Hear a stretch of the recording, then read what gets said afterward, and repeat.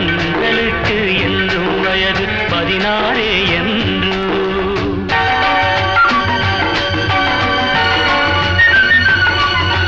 வெள்ளித்தேரில் உள்ள சிலைக்கு என்னால் திருநாளோ, மின்னல் மேனி மேக குழலால் தன்னை அறிவாளோ.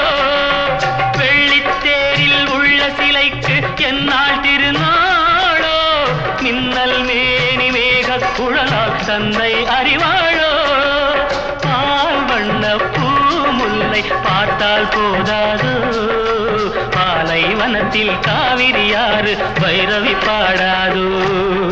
தென்றலுக்கு என்றும் வயது 16 என்று.